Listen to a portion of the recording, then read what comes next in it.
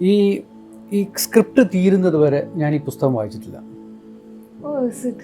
So I didn't read the book because I wanted something that I need to find beyond the book. ഒരു audience നമുക്ക് എപ്പോൾ വേണമെങ്കിലും ഏത് രീതിയിലും നമുക്ക് അവരെ കൊണ്ട് ഫീൽ ചെയ്യിക്കാൻ പറ്റും സൗണ്ട് വെച്ചിട്ട്. അപ്പോൾ സൗണ്ട് എന്ന് പറഞ്ഞാൽ ഒരു സബ് കോൺഷ്യസ് ആർട്ടാണ്. നിങ്ങളറിയാതെ നിങ്ങളെ ഇന്ന സ്ഥലത്തേക്ക് കൊണ്ടുപോകാൻ പറ്റും. നമ്മൾ സാധനം കുക്ക് ചെയ്യുമ്പോൾ ഉപ്പ് ഇത്ര, മഞ്ഞൾ ഇത്ര, മീൻ ഇത്ര എന്ന് പറയുന്നൊരു കണക്കുണ്ടല്ലോ. ഈ കണക്ക് കൃത്യമായിട്ട് ഇട്ട് ഉണ്ടാക്കിയെടുക്കുന്നതാണ് മിക്സിംഗ് എന്ന് പറയുന്നത്. അതായത് എല്ലാം കൂടെ മിക്സ് ചെയ്തിട്ട് സംഭവം. ഈ മിക്സ് ചെയ്യാൻ എലിമെൻറ്റ്സ് വേണമല്ലോ. ഈ എലിമെൻറ്റ്സ് കൺസ്ട്രക്ട് ചെയ്യുന്നതാണ് സൗണ്ട് ഡിസൈൻ. പണ്ട് മോണോ ആയിരുന്നത് 4 ട്രാക്ക് സ്റ്റീരിയോയായി, പിന്നെ ഡോൾബി SR ആയി, പിന്നെ ഡോൾബി ഡിജിറ്റലായി, അതോടൊപ്പം DTS വന്നു, 7.1 വന്നു, ഇപ്പോൾ ഡോൾബി അറ്റ്മോസ് വന്നു. ഇത് ഫോർമാറ്റ്സിലുണ്ടായ മാറ്റം. അപ്പോൾ ഇത് വളരെ ഇലാബറേറ്റായ ഒരു study of history of cinema ആണ് സൗണ്ട് ഇൻ സിനിമ എന്ന് പറയുന്നത്. So silence is not a sound, it's an experience. Very few occasions in life you experience silence in life. So in a film, it is an emotion that you arrive at.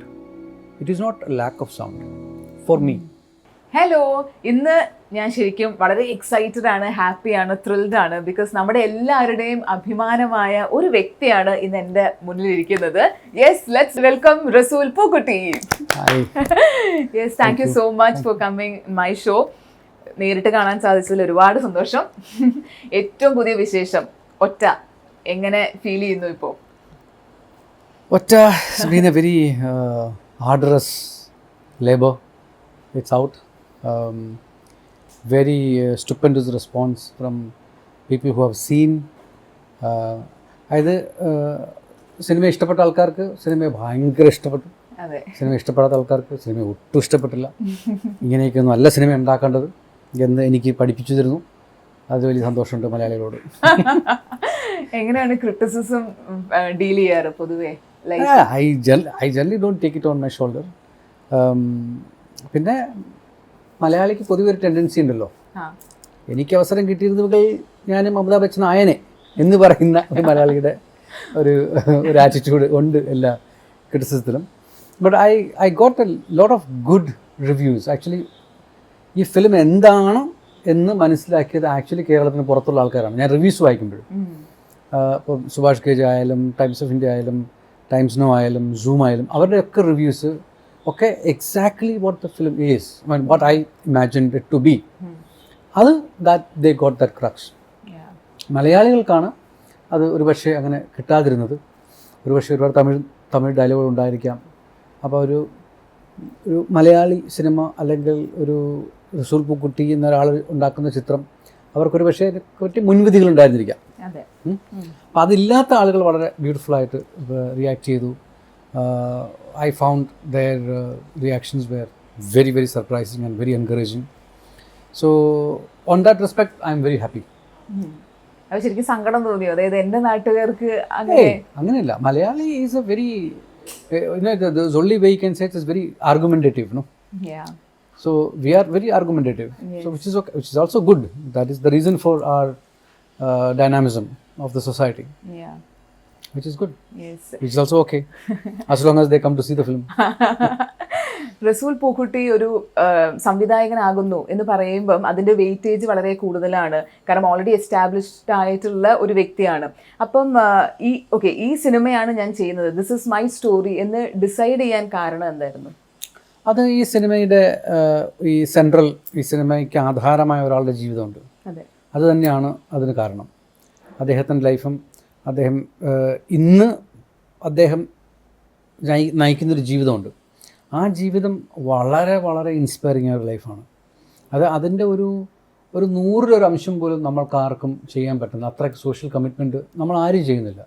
അപ്പോൾ ഇന്ന് ഈ സിനിമയെ കുറ്റം പറയുന്നവർക്കോട് എനിക്ക് പറയാനുള്ളത്, ഈ സിനിമയ്ക്ക് ആധാരമായ വ്യക്തി ചെയ്യുന്ന സോഷ്യൽ സർവീസിൻ്റെ 100 അംശം നിങ്ങൾ ചെയ്തിട്ടുണ്ടെങ്കിൽ നിങ്ങളതിനെ കുറ്റം പറയും. അതുപോലും ചെയ്യാത്ത നമ്മൾ ഈ പിന്നെ potato couch potatoes we are throwing mud at the film which is okay. Basically അദ്ദേഹത്തിൻ്റെ ലൈഫാണ് കാരണം. പിന്നെ അദ്ദേഹം ആദ്യമായിട്ട് എന്നെ കണ്ടപ്പോൾ he gave me a book which is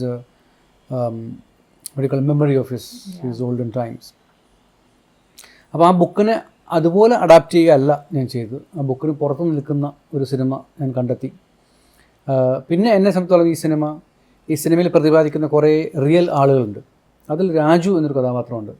ഇദ്ദേഹം ചെന്നൈയിൽ പോയി താമസിച്ച് അവിടെ ഇദ്ദേഹത്തിനോടൊപ്പം ഉണ്ടായിരുന്ന ഒരാൾ. ഈ ആളിനെ പുഷ്കശി ഇതുവരെ കണ്ടിട്ടില്ല. ഈ ലൈഫിൽ ഇപ്പോൾ തിരിച്ചു വന്ന് അദ്ദേഹം ഒരു കോടി ധനാട്ടിനായി ഇത്രയും സോഷ്യൽ വർക്കുകൾ ചെയ്യുന്നെങ്കിലും ഈ ആളിനെ ഇദ്ദേഹത്തിന് ഇതുവരെ കണ്ടെത്താൻ കഴിഞ്ഞിട്ടില്ല. അപ്പോൾ ഇദ്ദേഹത്തിനെ കണ്ടെത്താൻ കഴിയുന്ന ഒരു സിനിമ ചെയ്യാൻ പറ്റുമെന്നാണ് ഞാൻ ചോദിച്ചത്. അപ്പോൾ in a way this film is an unwritten letter to Raju. ഈ സിനിമ വഴി നമുക്ക് രാജുവിനെ കണ്ടെത്താൻ കഴിയുമെങ്കിൽ അതാണ് ഈ സിനിമയുടെ ഏറ്റവും വലിയ ഉദ്ദേശ ലക്ഷ്യം. ഐ എം സ്റ്റിൽ ഹോപ്പിംഗ് നിങ്ങൾ സിനിമ കാണുന്നവർ ഒരുപക്ഷെ രാജുവിനെ കണ്ടെത്താൻ സഹായിക്കുമെങ്കിൽ ഒറ്റ എന്ന സിനിമയുടെ ദൗത്യം പൂർണ്ണമായി.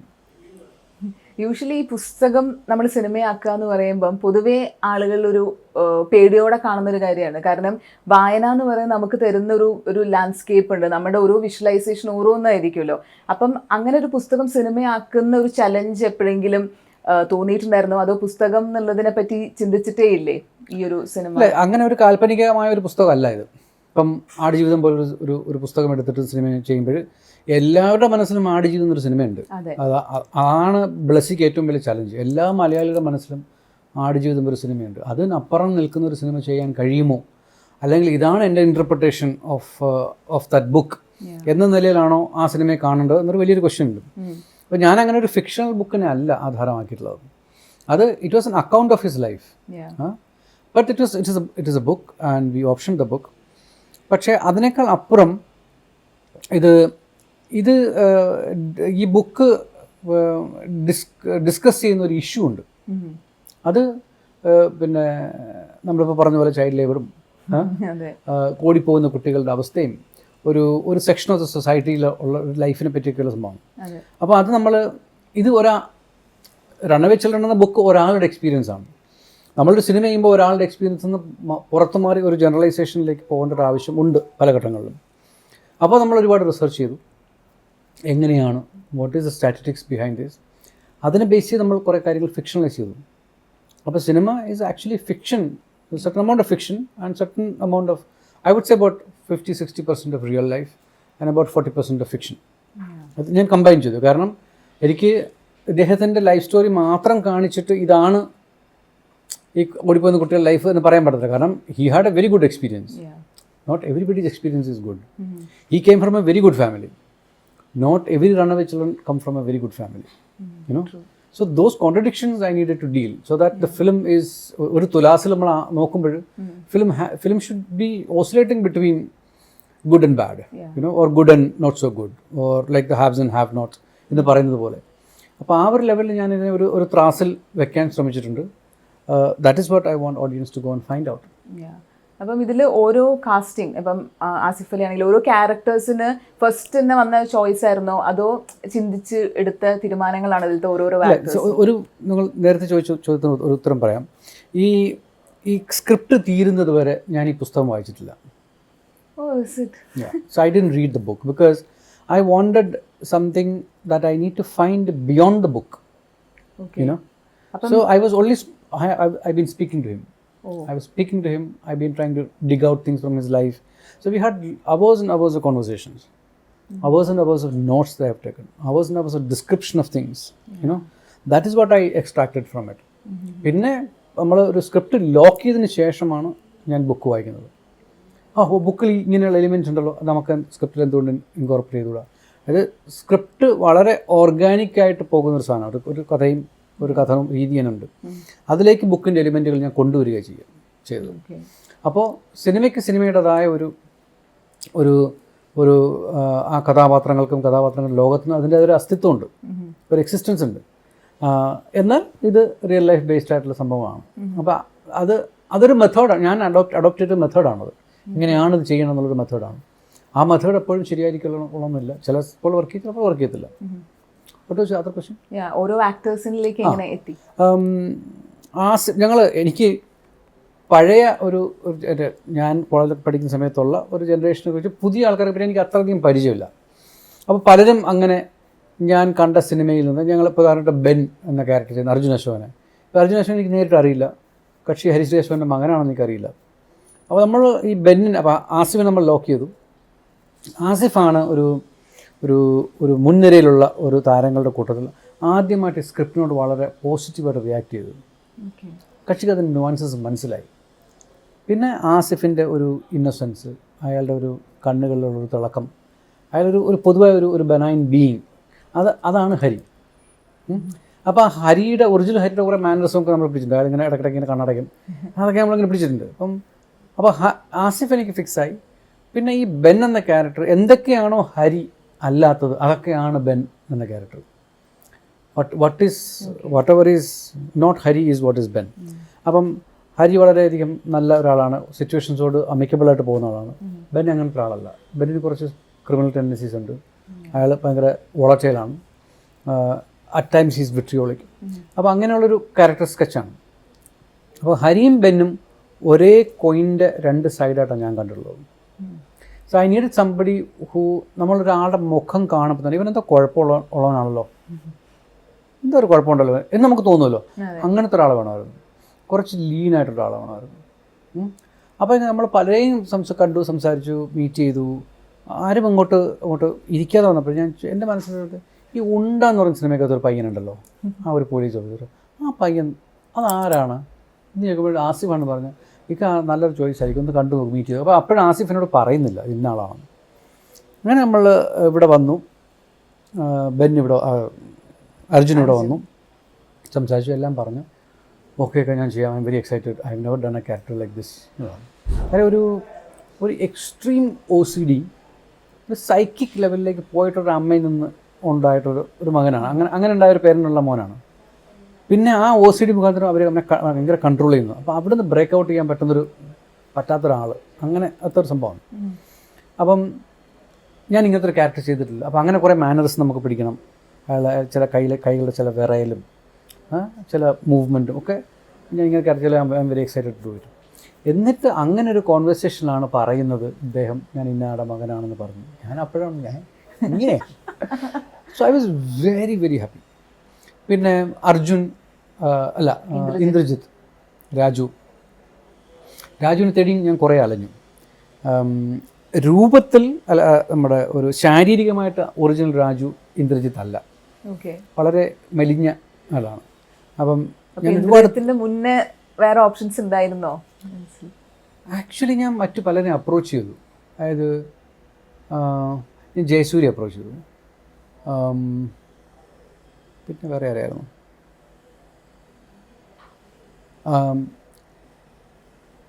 മുരളി ഗോപി. പക്ഷേ Murali Gopi was very excited to. പക്ഷേ മുരളി ഗോപിയുടെ കുറേ കുറച്ച് മുന്നോട്ട് പോയി കഴിഞ്ഞപ്പോൾ മുരളി ഗോപിയുടെ കഷണ്ടിയും വെച്ചിട്ട് എനിക്ക് പിന്നെ അത് ഒരു മേക്ക് ഓവർ ചെയ്യാം, യങ്ങർ ഇതിൽ നിന്ന് ഒരു മേക്ക് ഓവർ ചെയ്യേണ്ടി വരും. അപ്പോൾ മേക്ക് ഓവർ ചെയ്യുമ്പം ഇറ്റ് വുഡൻ ലുക്ക് ഗുഡ്. പിന്നെ മുരളി കുറച്ചധികം പ്രായം ആസിഫായിട്ട് കമ്പയർ ചെയ്യുമ്പോൾ കുറച്ചുകൂടെ അധികം നല്ല പ്രായമുള്ളതായിട്ട് തോന്നി. അപ്പം അങ്ങനെ ഞാനിങ്ങനെ അത് ഫൈനലി ചെയ്യാതിരുന്നു. എന്നിട്ടാണ് ഞാൻ ഇന്ദ്രജിത്തിനെ പറ്റി ആലോചിക്കുന്നത്. ഇന്ദ്രനെ കണ്ടു ഞാൻ പറഞ്ഞു ഇങ്ങനെയാണ് സിനിമ തുടങ്ങാൻ പോവാണ്, ഞാൻ അനൗൺസിട്ട് പറയുകയാണ്. പക്ഷേ എനിക്ക് ഈ ഒരു ക്യാരക്ടർ ഇതുവരെ കിട്ടിയിട്ടില്ല. ഞാൻ വായിച്ച് കേൾപ്പിക്കാം, ഒരു സീൻ ഞാൻ വായിച്ച് കേൾപ്പിക്കാം, ഇഷ്ടമാണെങ്കിൽ ഞാൻ സ്ക്രിപ്റ്റ് തരാം, ചെയ്യാൻ താല്പര്യമുണ്ടെങ്കിൽ തരാം. ഈ ഒരു സീനിൽ നിങ്ങൾക്ക് ഈ ക്യാരക്ടർ എന്താണെന്ന് മനസ്സിലാവും. ഞാൻ ഒരു സീൻ വായിച്ചിട്ടുള്ളൂ, ഒറ്റ സീനെ വായിച്ചിട്ടുള്ളൂ. ഈ jumped on it, is I am doing it. I also wanted somebody like that. പിന്നെ ഞാൻ പറഞ്ഞു ഒറ്റക്കണ്ണനാണ് സംഭവമാണ്. എന്നിട്ട് പുള്ളി അതൊക്കെ എഗ്രി ചെയ്തു. നമ്മൾ ഈ മേക്കപ്പ് ടെസ്റ്റൊക്കെ വരുമ്പോഴാണ് പറഞ്ഞത്, അയ്യോ റസൂൽ എനിക്ക് പ്രശ്നമുണ്ട് കേട്ടോ, എനിക്ക് ലെൻസ് വയ്ക്കാൻ പാടില്ല, എനിക്ക് കണ്ണിന് ഒരുപാട് വെള്ളം വരും, കണ്ണിന് പ്രശ്നമുണ്ട്, പിന്നെ ഡ്രൈ ഐസ് ഉണ്ട്. അപ്പോൾ അത് പ്രശ്നമായി. പിന്നെ ഇത് വർക്കൗട്ട് ചെയ്ത് പ്രോസ്റ്ററ്റിക്സിലേക്ക് നമ്മൾ എത്തിച്ചേരുന്നത്. എനിക്ക് ആദ്യം പ്രോസ്റ്ററ്റിക്സ് വയ്ക്കാൻ താല്പര്യം ഉണ്ടായിരുന്നില്ല, ലെൻസ് വയ്ക്കാൻ പറ്റത്തില്ല. അപ്പോൾ ഞാനൊരു ടെക്സ്റ്റ് ഹരി അയാളെ വിവരിച്ച രീതി വെച്ചിട്ട് ഒരാളെ ഡ്രോ ചെയ്തെടുത്തിട്ടുണ്ടായിരുന്നു.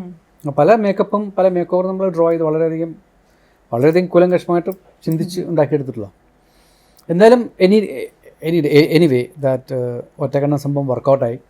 കാരണം ഞാൻ എന്നും ഷൂട്ട് ചെയ്യുമ്പോൾ ഞാൻ പോന്നിട്ട് ആദ്യം പൊടിയാളെ പൊളിഞ്ഞാൽ നോക്കുമ്പോൾ ഒരു 3-4 ദിവസം ഇങ്ങനെ ആക്കിയപ്പം എൻ്റെ അടുത്ത് പറഞ്ഞു, അല്ല റസൂൽ ഇങ്ങനെ നോക്കുമ്പോഴേ എനിക്ക് ഭയങ്കര സംശയം എന്നെ പറ്റിയിട്ട്, എന്താ ഹാപ്പി അല്ലേ, ഞാൻ പറഞ്ഞ നല്ല ഇഷ്ടമായി. ഇത് നിങ്ങൾ എൻ്റെ മനസ്സിലുള്ള രാജു ആണോ എന്ന് ഞാൻ നോക്കുകയാണ്. ഞാൻ നിങ്ങളെല്ലാം നോക്കുന്നത്, ഞാൻ രാജുവിനെയാണ് നോക്കുന്നത്. നിങ്ങളുടെ കണ്ണിൽ എൻ്റെ രാജു ഉണ്ടോ ഞാൻ നോക്കുന്നത്.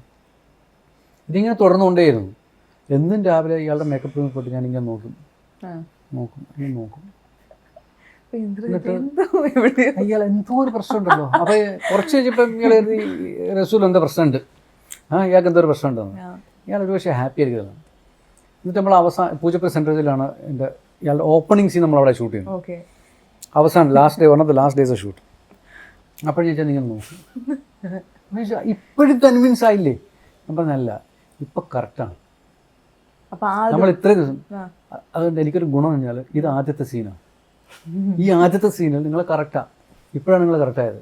അപ്പോൾ ഇത്രയും ദിവസം മേക്കപ്പിൽ നിങ്ങൾ ഇപ്പോഴാണ് കറക്റ്റായത്. അപ്പോൾ ഞാൻ ചോദിച്ചു, അപ്പോൾ ബാക്കിയൊക്കെ എന്തെങ്കിലും പ്രശ്നമുണ്ടെങ്കിൽ ഞാൻ VFX കറക്റ്റ് ചെയ്തോളാം എന്ന് പറഞ്ഞു. But now you look convincing. This is what I want. The audience gets convinced, then they go. ആ സീൻ ഭയങ്കര അറസ്റ്റിങ് സീനാണ്. നോട്ടവും അച്ഛനെ നോക്കുന്നതൊക്കെ ഭയങ്കര ഈ സീനാണ്. അല്ല, ഈ ഷൂട്ടിംഗ് സമയത്ത് ഇതുപോലെ എക്സൈറ്റഡ് ആയി അല്ലെങ്കിൽ സ്വയം തന്നെ ഞെട്ടിപ്പോയി, ഷോ ഇത് ഭയങ്കര സംഭവമായി, നല്ല സീനായി, അല്ലെങ്കിൽ ഇത്ര ഇയാളുടെ ഒരു പെർഫോമൻസ് കണ്ട് ഞെട്ടിയ അങ്ങനത്തെ ഏതെങ്കിലും ഒരു ഇൻസിഡന്റ്? അത് ഈ ആസിഫും ഇന്ദ്രനുമുള്ള എല്ലാ സീനും ഞാൻ കരയാത്ത ഒരു സീനും ഇല്ല. ഷൂട്ട് ചെയ്യുമ്പോഴും അർജുനും ആസിഫുമായിട്ടുള്ള സീൻ, ആ ഹോസ്പിറ്റലിൽ നിന്ന് പുറത്തിറങ്ങി വരുന്ന സീൻ ഉണ്ടല്ലോ, അത് ഐ വാസ് വീപ്പിങ്.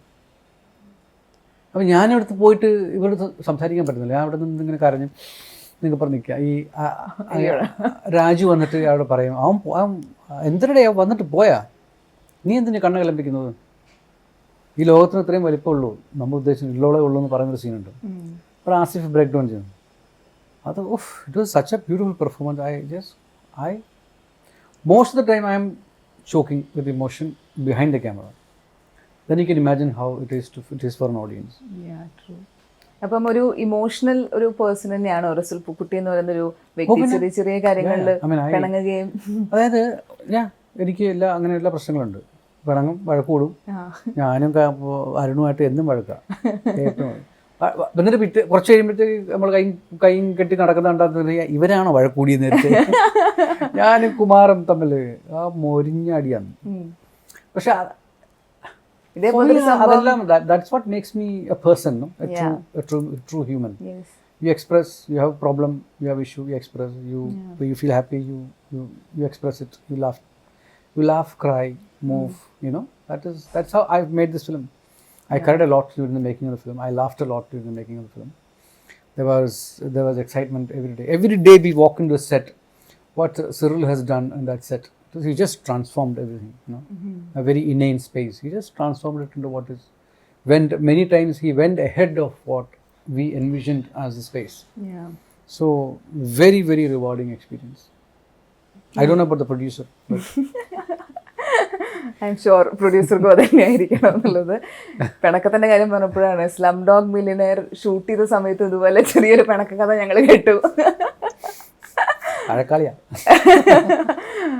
പക്ഷേ ആ ഒരു സിനിമ തന്നൊരു ഫ്രീഡം ഉണ്ടോ? I mean after that house I mean did your life change or എന്തൊക്കെ വ്യത്യാസങ്ങൾ സംഭവിച്ചു? Of course life was change. പറയത്തെ ഓരോ സിനിമക്കാരൻ്റെ ജീവിതത്തിൽ ഒരു വെള്ളിയാഴ്ച ഉണ്ടാവും നടക്കില്ല. So Slumdog brought me that Friday.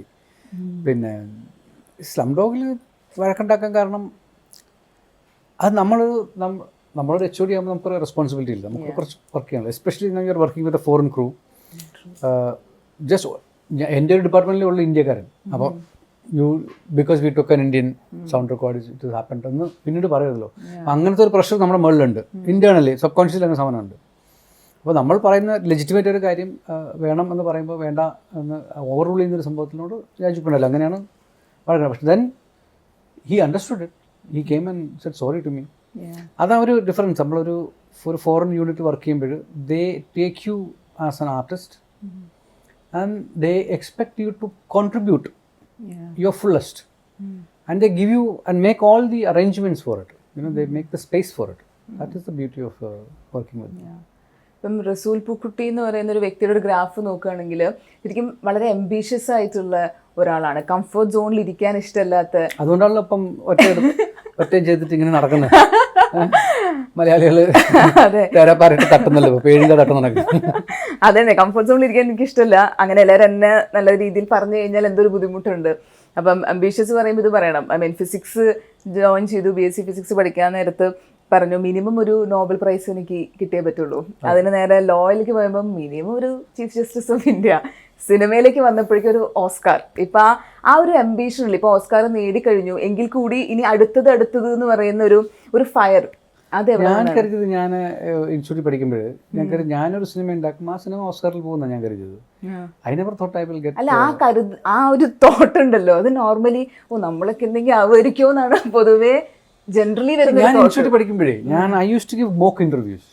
ഞാൻ എൻ്റെ ഫ്രണ്ട്സ് പ്രകാശ് കുട്ടിയൊക്കെ ഉണ്ട്, അവിടെ പിന്നെ BBC വന്ന് എന്നെ പറ്റി ചോദിക്കുമ്പോഴേ നീ എന്താണ് എന്നെ പറയുന്നത് എന്ന് പറഞ്ഞു ടോക്ക് അബൌട്ട്. അപ്പം അവൻ പറയാം, എടാ നീ അന്ന് പറഞ്ഞ കാര്യങ്ങളൊക്കെ അതുപോലെ നടന്നല്ലോ എന്ന്. So it's like you throw it into the universe and universe will conspire to make it happen. Paulo Coelho പറഞ്ഞത്. അതെ. Yeah, I always wanted to outperform me. I always wanted to do my best. And I always think that when you are 100% in it, nothing can stop you. And if you're truthfully and genuinely in it, nothing can stop you. അതൊരു ഭീകര എനർജിയാണ്. ഇപ്പം നമ്മൾ ചെന്നൈയിൽ പല സ്ഥലങ്ങളും shoot ചെയ്ത സ്ഥലങ്ങളുടെ ലൊക്കേഷൻ്റെ പേര് കേട്ടിട്ട് ചെന്നൈയിലുള്ള ആൾക്കാർ പോലും ഷൂട്ട് ചെയ്യാൻ പറ്റാത്ത സ്ഥലമാണ് അത്രയത്. അങ്ങനെയുള്ള സ്ഥലങ്ങൾ നമ്മൾ ഷൂട്ട് ചെയ്തിട്ടുണ്ട്. So it just happens. I don't know what about the production people. I think they had a nightmare. I was just shooting. Me shooting. Hey, one more take. ഒരു ഡയറക്ടർ എന്നുള്ള ഒരു ഇതിൽ നോക്കുമ്പോൾ ഭയങ്കര സ്ട്രിക്റ്റ് ആയിട്ടുള്ള ഒരു director ആണോ? Script I mean ചില ആൾക്കാർ പറയും ഞാനൊരു പാവം, അത് ബാക്കിയുള്ളവരോട് ചോദിക്കേണ്ടി വരും. ഞാനങ്ങനെ ചില ഷോട്ടുകൾ എൻ്റെ മനസ്സിലുണ്ട്, അതെനിക്ക് അങ്ങനെ തന്നെ വേണം. അപ്പം അരുണും ഞാനുമായിട്ട് സംസാരിക്കുമ്പം അരുൺ ഇങ്ങനെ എടുത്താൽ പോരെന്ന് പറയുമ്പം ഇങ്ങനെ വേണമെങ്കിൽ നീ നിനക്ക് വേണമെങ്കിൽ എടുത്തോളൂ, പക്ഷേ എനിക്ക് ഈ ഷോട്ട് വേണം, ഇതെടുത്ത് തന്നിട്ട് എന്തെന്ന് വെച്ചെടുത്തോളാം പറയും. അങ്ങനെ അല്ലാതെ എനിക്ക് വളരെ ഫ്രീ ഫ്ലോയിങ് ആയിട്ട്, അതായത് മാത്രമല്ല അത് ഒരു long shot, mid shot, close-up, ഇങ്ങനെ ഒരു സിനിമയുടെ പൊളിറ്റിക്സിൽ നിന്ന് മാറി നിന്നിട്ട് ഒരു ആക്ടറിനെ അല്ലെങ്കിൽ ഒരു സീൻ മുഴുവൻ ഇനാക്ട് ചെയ്യിക്കുക, അതിന് വ്യത്യസ്ത ആംഗിളിൽ നിന്ന് കവർ ചെയ്യുക.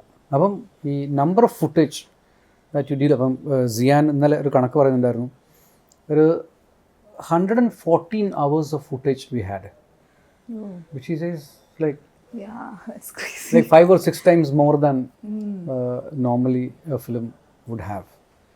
But that is the way of that's the way I think that's the way we should shoot. എന്നാലേ ഒരു ഫ്ലൂയിഡിറ്റി കിട്ടുള്ളൂ. എവിടെ വേണമെങ്കിലും നമുക്ക് കട്ട് ചെയ്യാം, എങ്ങനെ വേണമെങ്കിലും മാറ്റാം, ഒരു സീൻ്റെ ഇൻ്റർപ്രിട്ടേഷൻ നമുക്ക് എങ്ങനെ വേണമെങ്കിലും ചെയ്യാൻ പറ്റും. അപ്പോൾ അത് ഇനിഷ്യലി ഇവർക്ക് കുറച്ച് ബുദ്ധിമുട്ടുണ്ടായിരുന്നു എന്ന് അവരുടെ മുഖത്ത് നിന്നൊക്കെ എനിക്ക് മനസ്സിലായിട്ടുണ്ട്. പക്ഷേ അത് ഞാൻ ഇഗ്നോർ ചെയ്ത് വന്നു. പിന്നെ 2 ക്യാമറ വെച്ച് ഷൂട്ട് ചെയ്യുന്നു, അങ്ങനെയുള്ളതാണ്. അത് സൗണ്ടിന് കുറച്ച് നൈറ്റ്മെയർ ആയിരുന്നു. അത് ഞാൻ കാണാത്ത ഭാഗത്തിൽ നടന്നു. എൻ്റെ തന്നെ സൗണ്ടാണ് എങ്കിലും ഞാൻ വർക്ക് ചെയ്യുന്നതൊക്കെ വർക്ക് ചെയ്യട്ടെ, എൻ്റെ അസിസ്റ്റൻറ്റ് വർക്ക് ചെയ്യണം എന്ന ഒരു ധാരണ.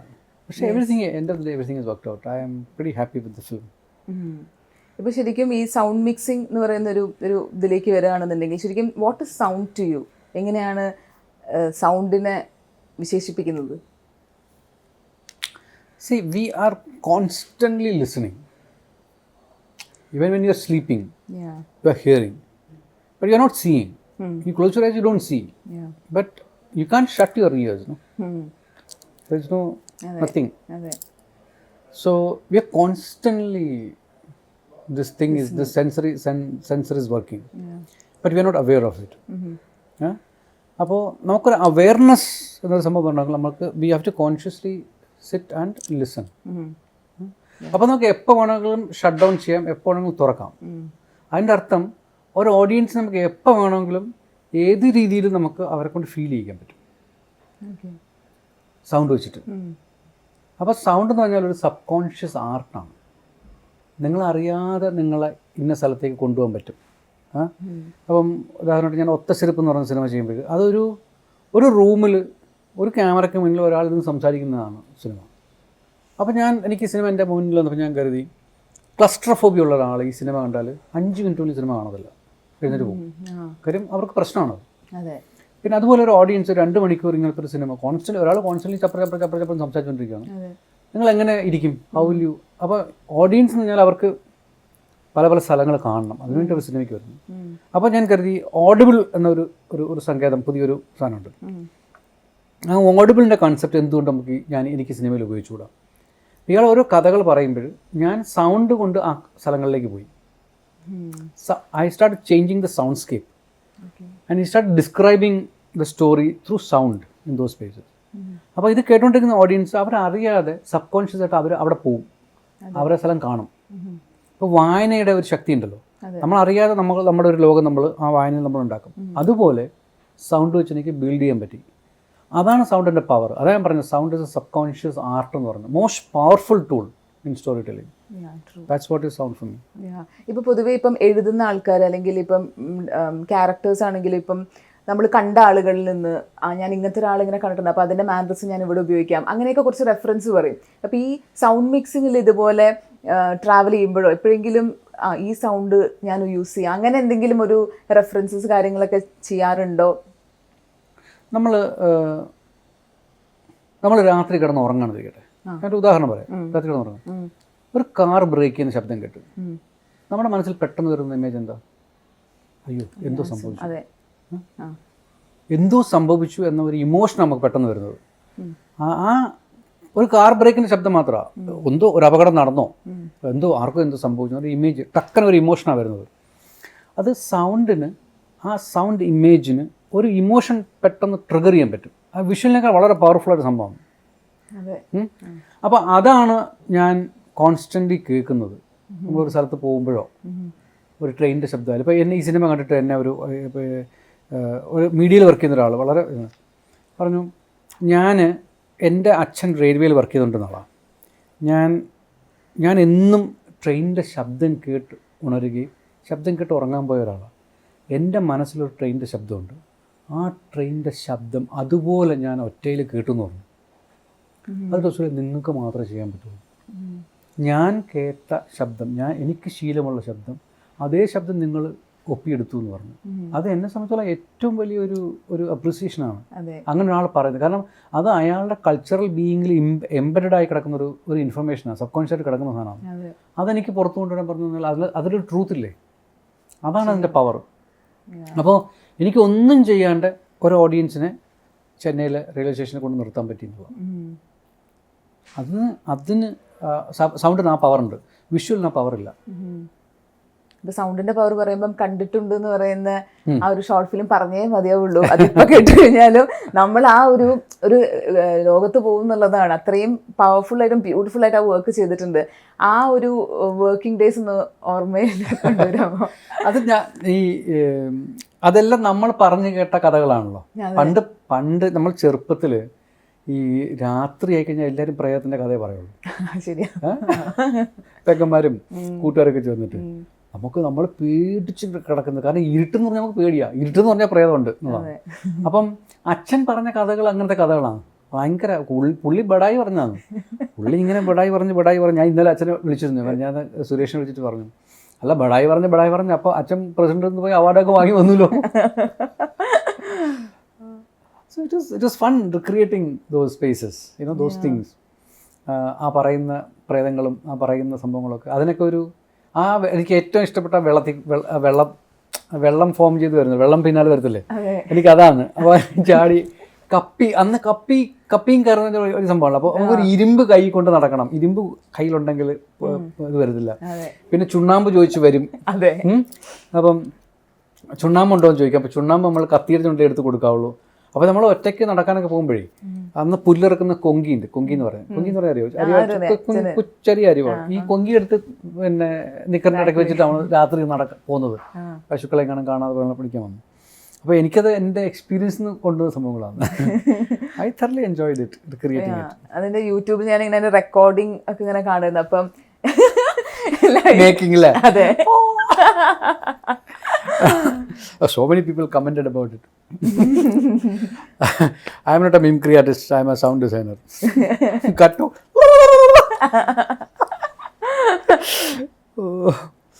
it is fun. Yeah. And me, see, we are all from the, even though Suresh NID പഠിച്ചു, ഞാൻ FTA പഠിച്ചു, പിന്നെ സുരേഷ്, പിന്നെ ഞങ്ങൾക്ക് ഒരുപാട് വളരെ ക്ലോസ് നിറ്റ ഫ്രണ്ട്സ് ഒക്കെ ഉണ്ട്. ഇപ്പോൾ രാമു അരവിന്ദൻ സാറിൻ്റെ മകൻ, മുരളി, ഈ ഫിലിമിൻ്റെ പോസ്റ്റർ ഡിസൈനൊക്കെ ചെയ്ത മുരളി, ഞങ്ങളെല്ലാം വളരെ അടുത്ത സുഹൃത്തുക്കളാണ്. ബോംബെയിൽ ഞങ്ങളെല്ലാവരും ഒരുമിച്ച് തുടങ്ങുന്നത്. അപ്പോൾ അതിൻ്റെ ഒരു ഫ്രണ്ട് ആയതിൻ്റെ ഒരു ഫ്രീഡം കൂടെ ഉണ്ട്. ആന്ന് ചെയ്യാൻ പറ്റത്തില്ല എന്നൊക്കെ പറഞ്ഞിട്ട് പിന്നെ പോയി ചെയ്യുന്ന സംഭവങ്ങളൊക്കെ. സോ ഇതൊക്കെ I mean Suresh cannot think of sound without me. ഭയങ്കര അതിഭീകര സംഭവങ്ങളൊക്കെ നമ്മൾ ചെയ്തിട്ടുണ്ട്. ഇനി ഒരു സാധനം വരാനിരിക്കുന്ന സാധനമുണ്ട്, തവള പാട്ട് പാടുന്ന സാധനമുണ്ട്. അത് ശരി, അത് വരാനിരിക്കുന്നേ ഉള്ളൂ. അത് എപ്പോഴേക്കായിരിക്കും release? I mean, sometimes, you know, his ideas are so unorthodox. I have to really work really hard to find something that satisfies him. ഇപ്പം ഒരു സാധാരണ ഒരു വ്യൂവർ വെച്ച് നോക്കുമ്പം ഇപ്പം നമുക്ക് മ്യൂസിക്, ഒരു സിനിമ റിലേറ്റ് ചെയ്ത് മ്യൂസിക് എന്ന് പറയുമ്പം ഒരു മ്യൂസിക് കമ്പോസർ അല്ലെങ്കിൽ ബാക്ക്ഗ്രൗണ്ട് മ്യൂസിക് അങ്ങനെയൊക്കെയാണ് നമുക്ക് ജനറലി നമുക്ക് അറിയണേ. പിന്നെ ഈ സൗണ്ട് മിക്സിങ് എന്നൊക്കെ പറയുന്നത് കുറേ കൂടിയും ഡീപ്പായിട്ട് പോകുന്ന ഒരു സബ്ജക്റ്റാണ്. അപ്പം ഒരു സാധാരണക്കാർക്ക് നമ്മുടെ വീഡിയോ കാണുന്നവർക്ക് ശരിക്കും പറഞ്ഞാൽ ഈ സൗണ്ട് മിക്സിങ് എന്ന് പറയുന്നത് എന്താണ്, എങ്ങനെയാണ്? സൗണ്ട് മിക്സിംഗ് എന്നായിരിക്കും അതല്ല, ആക്ച്വലി സൗണ്ട് ഡിസൈൻ ആണ് മോർ. അത് ഒരു ഡിസൈൻ, നമുക്കൊരു ഡിസൈൻ ഉണ്ടെങ്കിൽ മിക്സ് ചെയ്യാൻ പറ്റുള്ളൂ. സൗണ്ട് മിക്സിംഗ് വളരെ സിംപ്ലി പറഞ്ഞാൽ ഇപ്പോൾ സിനിമയ്ക്കകത്ത് ഒരു 3-4 എലിമെൻറ്റ് കേട്ടോ, നമ്മൾ സംസാരിക്കുന്നു, ഡയലോഗ്, ഒരു ആംബിയൻസ്, പിന്നെ മ്യൂസിക്, ഇതെല്ലാം കൂടെ ഏത് അളവിൽ വേണം. ഇതിൻ്റെ ഒരു നമ്മൾ സാധനം കുക്ക് ചെയ്യുമ്പോൾ ഉപ്പ് ഇത്ര, മഞ്ഞൾ ഇത്ര, വെള്ളം ഇത്ര, മീൻ ഇത്ര എന്ന് പറയുന്നൊരു കണക്കുണ്ടല്ലോ. ഈ കണക്ക് കൃത്യമായിട്ട് ഇട്ട് ഉണ്ടാക്കിയെടുക്കുന്നതാണ് മിക്സിംഗ് എന്ന് പറയുന്നത്. അതായത് എല്ലാം കൂടെ മിക്സ് ചെയ്തൊരു സംഭവം. ഈ മിക്സ് ചെയ്യാൻ എലിമെൻറ്റ്സ് വേണമല്ലോ. ഈ എലിമെൻറ്റ്സ് കൺസ്ട്രക്ട് ചെയ്യുന്നതാണ് സൗണ്ട് ഡിസൈൻ എന്ന് പറയുന്നത്. അത് നമ്മളൊരു വിഷനാണ്. അപ്പോൾ പുതിയൊരു സൗണ്ട് സ്കേപ്പ് ഉണ്ടാക്കുക. ഇപ്പം മറുതലയ്ക്ക് എന്താണ് അവരുടെ ശബ്ദം, അതിൻ്റെ ശബ്ദം എന്താണ്?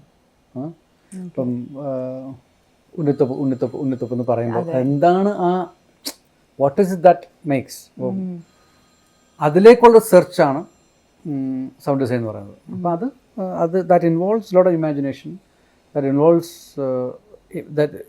that imagination is putting into words, putting into intangible sounds, പിന്നെ put it together, construct it. അങ്ങനെ ഒരു ട്രാക്ക്, ഒരു സൗണ്ട് ഉണ്ടാക്കിയെടുത്തെങ്കിൽ നമുക്ക് മിക്സ് ചെയ്യാൻ പറ്റുള്ളൂ. So mixing is A last stage. Okay, ഇപ്പം ഈ ടെക്നോളജി ഇപ്പം സിനിമേനെ വളരെയധികം ഹെൽപ്പ് ചെയ്യുന്നു, പല പല രീതിയിലുള്ള പുതിയ ടെക്നോളജി സിനിമയിൽ ഉപയോഗിക്കുന്നു എന്നൊക്കെ പറയുന്നു. അപ്പം ഈ സൗണ്ടിൽ എത്രമാത്രം അത്തരത്തിലുള്ള ചേഞ്ചസ് നമ്മുടെ മലയാളം ഇൻഡസ്ട്രിയിൽ വന്നു?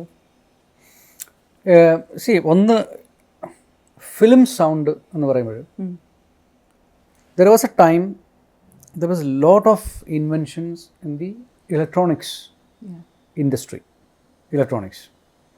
So all the inventions in the electronics, all the discoveries, all the changes, all the developments in the electronic industry was towards music industry. അതായത് മ്യൂസിഷ്യൻസിന് അവർക്ക് പുതിയ സൗണ്ട് ക്രിയേറ്റ് ചെയ്യാനോ അല്ലെങ്കിൽ പുതിയ ഒരു പാട്ട് ക്രിയേറ്റ് ചെയ്യാനോ ഒരു കമ്പോസിഷൻ ഉണ്ടാക്കാനോ വേണ്ടിയിട്ട് ഇലക്ട്രോണിക്സ് ഡെവലപ്പ് ചെയ്യായിരുന്നു. അപ്പോൾ ഫിലിം സൗണ്ട് ഇതിൽ നിന്ന് വളരെ സെപ്പറേറ്റാണ്. കാര്യം ഫിലിമിൽ music is only one element. അപ്പോൾ ഫിലിം സൗണ്ട് സെപ്പറേറ്റ് ആണ്. അതായത് നമ്മൾ പറയുകയാണെങ്കിൽ ഇപ്പോൾ സോണി കമ്പനി ഒരു വീഡിയോ റെവല്യൂഷൻ ഉണ്ടാകുന്ന സമയമുണ്ട്. സോണി ഹാൻഡിക്യാം മുതൽ ഇങ്ങോട്ട് വരുന്ന ഒരു Sony DigiBeta, low band, high band, DigiBeta, ഇങ്ങനെ വരുന്നൊരു സോണിയുടെ ഒരു ഭയങ്കര ഡിജിറ്റൽ എക്സ്പ്ലോറേഷൻ ഉണ്ട്. The entire development of Sony's visual development is catered towards the need of one visual artist, an American visual artist. His name is Piers Layton. പുള്ളിക്ക് experiment ചെയ്യാനുള്ള സാധനങ്ങൾ ഉണ്ടാക്കി കൊടുക്കുക. അങ്ങനെയാണ് സോണി എന്ന കമ്പനി ഇത്രയധികം വീഡിയോയിൽ ഇത്രയധികം അഗ്രഗണ്യരായി മാറിയത്. അപ്പോൾ ഒരു വിഷ്വൽ ആർട്ടിസ്റ്റിനെ കൊണ്ടുവന്നിട്ട് എക്സ്പെരിമെൻറ്റ് ചെയ്യുക. അപ്പം അങ്ങനെ ഒരു ഡെവലപ്മെൻറ്റ് അല്ല, അതുപോലെ ഒരു പാരലായ ഡെവലപ്മെൻറ്റാണ് സിനിമയിൽ ഉണ്ടായിട്ടുള്ളത്. ഫിലിം സൗണ്ട് സെപ്പറേറ്റ് ആണ്. നേരത്തെ കാലഘട്ടത്തിൽ സിനിമ സൗണ്ട് എന്ന് പറഞ്ഞാൽ പിക്ചറും സൗണ്ടും കൂടി ഒരുമിച്ചാണ്. ഫോട്ടോഗ്രാഫിക് മീഡിയയിൽ തന്നെയാണ് സൗണ്ട് റെക്കോർഡ് ചെയ്തിരുന്നത്. അതിൽ നിന്ന് മാറി ഒരു ഒപ്റ്റിക്കൽ മീഡിയത്തിൽ മാറി മാഗ്നറ്റിക് മീഡിയമായി. മാഗ്നറ്റിക് മീഡിയത്തിൽ നിന്ന് പിന്നെ നമ്മൾ ഡിസ്കിലേക്ക് പോയി. ഡിജിറ്റൽ സൗണ്ടിലേക്ക് പോയി. ഡിജിറ്റൽ സൗണ്ട് ഫിലിമിൽ തന്നെ പ്രിൻ്റ് ചെയ്യുന്ന ടെക്നോളജിയിലേക്ക് വന്നു. അവിടെ നിന്ന് മാറി ഇപ്പോൾ നമ്മൾ ബ്രോഡ്കാസ്റ്റ് വേവ് ഫയൽ, അതായത് സൗണ്ട് ഇപ്പോൾ ഫയൽസ് ആയിട്ട് സെപ്പറേറ്റ് ആയിട്ട് നിൽക്കുന്നു എന്നൊരവസ്ഥയിലേക്ക് വന്നു. ഈ ഡെവലപ്മെൻറ്റിനോടടുപ്പം തന്നെ ഒരുപാട് ഫോർമാറ്റ്സുകൾ ചേഞ്ച് ചെയ്തു. പണ്ട് മോണോ ആയിരുന്നത് 4 ട്രാക്ക് സ്റ്റീരിയോ ആയി, പിന്നെ ഡോൾബി SR ആയി, പിന്നെ ഡോൾബി ഡിജിറ്റലായി, അതോടൊപ്പം DTS വന്നു, 7.1 വന്നു, ഇപ്പോൾ ഡോൾബി അറ്റ്മോസ് വന്നു. ഇത് ഫോർമാറ്റ്സിലുണ്ടായ മാറ്റം. അപ്പോൾ ഇത് വളരെ ഇലാബറേറ്റ് ആയ ഒരു study of history of cinema ആണ് സൗണ്ട് ഇൻ സിനിമ എന്ന് പറയുന്നത്. അതൊരു ചെറിയൊരു കാര്യത്തിൽ നമുക്ക് പറഞ്ഞു തീർക്കാൻ പറ്റത്തില്ല. അതെ, ഞാൻ ഇപ്പം ലിയോനെ റിലേറ്റ് ചെയ്തുള്ള ഇന്റർവ്യൂസ് കണ്ടപ്പം ഇതേപോലെ പറയുന്നത്, പണ്ട് നമ്മൾ ഇടിയൊക്കെ വരുമ്പോൾ ഡിഷും എന്നുള്ള നോയ്സ് അല്ലെങ്കിൽ സൗണ്ടാണ് നമ്മൾ മാക്സിമം കേട്ടിട്ടുള്ളൂ. പക്ഷെ ഇപ്പം എന്ന് വെച്ച് കഴിഞ്ഞാൽ അതിൽ തന്നെ പല പല സ്റ്റഡീസും കാര്യങ്ങളും വരുന്നു. അപ്പൊ ലിയോയിൽ തന്നെ അവർ പറയണ ഉപയോഗിച്ച മീറ്റിൽ കുത്തിയിറക്കുന്ന രീതിയിലുള്ള അങ്ങനത്തെ സൗണ്ടുകളും. Those are nothing new. Those are all Foley recording has been like that for 30-40 years. So you just make some marketing stunt with it. That's not. It's all about construction. Okay. What sound you want to construct. From ഞാൻ സിന്ദ എന്ന് പറയുന്നൊരു cinema ചെയ്യുമ്പോൾ I wanted punches. I wanted to be real flesh fun punch. So ഞാൻ അന്ന് നോക്കുമ്പോൾ fight club എന്ന സിനിമയിലാണ് really punches really come across to you as really fleshy punches, അപ്പോൾ ഞാൻ so you enquire how did they do it. So സിന്ദ ചെയ്യുന്ന സമയത്ത് ഞാനൊരാളെ actually അയാളുടെ ദേഹത്ത് മൈക്കൊക്കെ വെച്ചിട്ട് എൻ്റെ ഫോളി അയാൾ മണത്തിൽ ഇടിച്ചു അയാൾ നിന്നായിരിക്കും റിസോൾ ചെയ്തോന്നു. സൗണ്ട് ഉപയോഗിച്ചിരിക്കുന്നത് അല്ല അങ്ങനെ. So you keep constructing things. I mean, so those are, I won't say that's a new technology. Technology is something else. Sorry. No problem. സൗണ്ടിനെ പറ്റി നമ്മൾ ഇത്രയും സംസാരിച്ചു. ശരിക്കും സിനിമയിൽ സൈലൻസ് എത്രമാത്രം ഇമ്പോർട്ടൻ്റ് ആണെന്ന് തോന്നിയിട്ടുണ്ട്? ജീവിതത്തിൽ സൈലൻസ് ഉണ്ടോ? ജീവിതത്തിൽ സൈലൻസ് എക്സ്പീരിയൻസ് ചെയ്തിട്ടുണ്ട്. ഉറങ്ങുമ്പോൾ നിങ്ങൾ കേൾക്കുന്നില്ലല്ലോ. നമ്മൾ വളരെ തിരക്കുള്ളൊരു ദിവസം, ഒരു തിങ്കളാഴ്ച രാവിലെ നമ്മൾ ഓഫീസിലേക്ക് പോകാൻ ഭയങ്കര ധൃതിക്ക് പോകണം, ട്രാഫിക് ഉണ്ട്, നമ്മൾ വളരെ ഡിസ്റ്റർബ്ഡ് ആണ്. പെട്ടെന്ന് വീട്ടിൽ നിന്നൊരു ഫോൺ വന്നു, അമ്മ മരിച്ചുപോയി.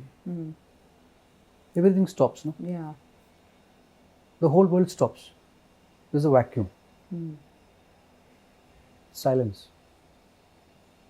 So silence is not a sound, it's an experience. True. So very few occasions in life you experience silence in life. Yeah. So in a film, it is an emotion that you arrive at. It is not a lack of sound. For me. സിനിമയിൽ നിങ്ങൾ എത്തേണ്ട ഒരു സാധനം.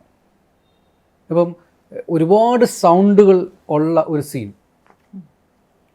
എൻ്റെ അഭിപ്രായത്തിൽ അതൊരു ഞാൻ ഒരു ലാൻഡ്സ്കേപ്പും കാണുന്നില്ല. ഒരുപാട് സാധനങ്ങൾ ഇട്ടിങ്ങനെ മറച്ചിരിക്കുകയാണ്. അവിടെ ഞാൻ ഓരോ സാധനങ്ങൾ പറക്കി മാറ്റുമ്പോൾ ഞാനൊരു ലാൻഡ്സ്കേപ്പ് കാണുന്നു. അതാണ് എന്നെ സംബന്ധിച്ചോളം സൈലൻസ് എന്ന് പറയുന്നത്.